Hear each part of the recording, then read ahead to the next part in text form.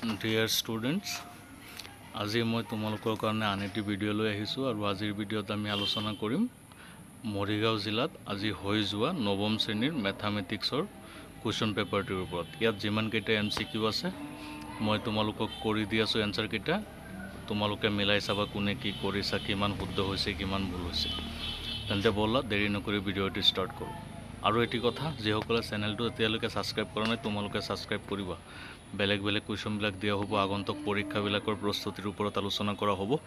যিকোনো সমস্যা তোমালোকৰ থাকিলে তোমালোকক সলভ কৰি দিয়া হ'ব। গতিকে সকলোৱে চেনেলটো ছাবস্ক্ৰাইব কৰিবা আৰু বেল আইকনটো হেঁচি দিবা, যাতে মই ভিডিঅ' আপলোড কৰাৰ লগে লগে তোমালোকে নটিফিকেশ্যন পাই যোৱা।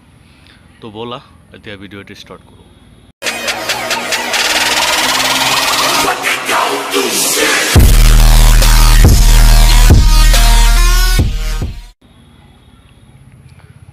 সেকশন ইয়াত তোমালোকক 45টা MCQ দিয়া হৈছে আৰু এই MCQ কেইটাৰ যিকেইটা শুদ্ধ অপশ্যন আছে তোমালোকক মই চিন দি দিছোঁ, তোমালোকে মিলাই চাবা।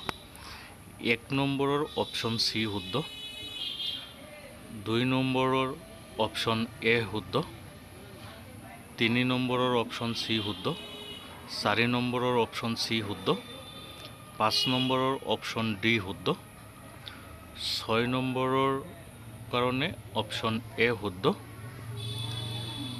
7 নম্বৰৰ কাৰণে অপশ্যন B শুদ্ধ, 8 নম্বৰৰ কাৰণে অপশ্যন B শুদ্ধ। এইকেইটা শুদ্ধ অপশ্যন। তাৰ পিছত আছে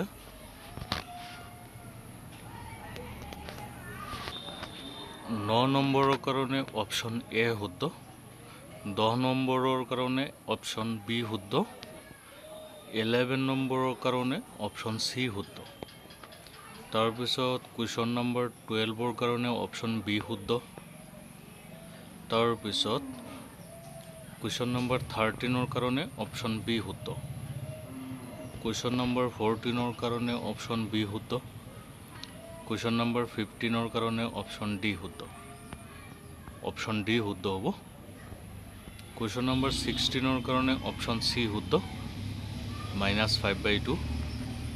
কুৱেশ্যন নম্বৰ 17ৰ কাৰণে অপশ্যন B শুদ্ধ, -2। কুৱেশ্যন নম্বৰ 18ৰ কাৰণে অপশ্যন C শুদ্ধ, কুৱেশ্যন নম্বৰ 19তো অপশ্যন C শুদ্ধ, কুৱেশ্যন নম্বৰ 20 তৃতীয় চুকত থকা বিন্দু এটাৰ স্থানাংকৰ আৰ্হি হ'ল অপশ্যন C শুদ্ধ। তাৰপিছত কুৱেশ্যন নম্বৰ 21 মূল বিন্দুৱেদি যোৱা এডাল সৰল ৰেখাৰ সমীকৰণটো হ'ল অপশ্যন D শুদ্ধ। কুৱেশ্যন নম্বৰ 22 y অক্ষৰ সমান্তৰাল ৰেখাৰ সমীকৰণটো হ'ল অপশ্যন A শুদ্ধ। কুৱেশ্যন নম্বৰ 23 x অক্ষৰ ওপৰত অৱস্থিত যিকোনো এটা বিন্দুৰ স্থানাংক হ'ল অপশ্যন C শুদ্ধ। তাৰপিছত কুৱেশ্যন নম্বৰ 24ত এখন টোকা বহীৰ দাম এটা কলমৰ দামৰ দুগুণ, এই উক্তিটো প্ৰকাশ হোৱা দুটা চলকযুক্ত ৰৈখিক সমীকৰণটো হ'ল অপশ্যন C শুদ্ধ।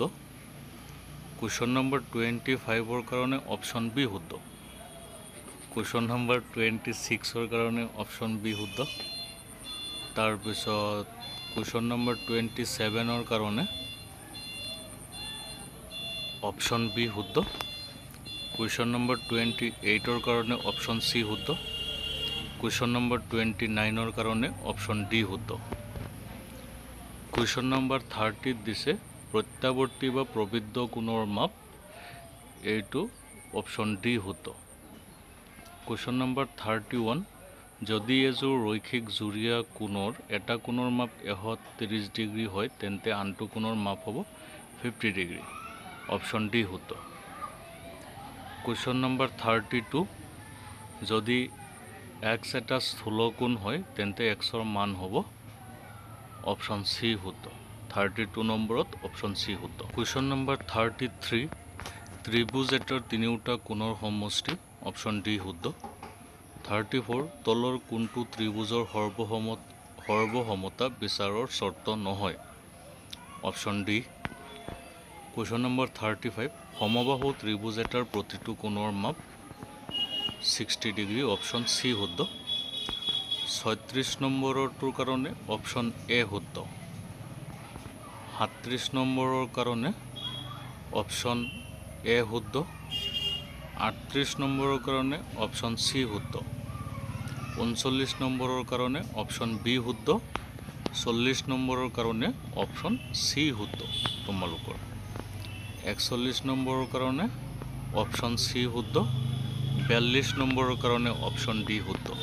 এইকেইটাও অপশ্যন তোমালোকে মিলাই চাবা, তোমালোকৰ কিমানখিনি কমন পৰিছে, মানে পৰীক্ষাত কৰি থৈ আহিব পাৰিছা আৰু মিলাই চাই লৈ কিমান নম্বৰ পাবা তাৰ আইডিয়া হৈ যাব আৰু আগন্তুক পৰীক্ষাবিলাক আৰু ভাল কৰিবলৈ কি কৰিব লাগিব তাৰ ব্যৱস্থা তোমালোকে ল'ব পাৰিবা।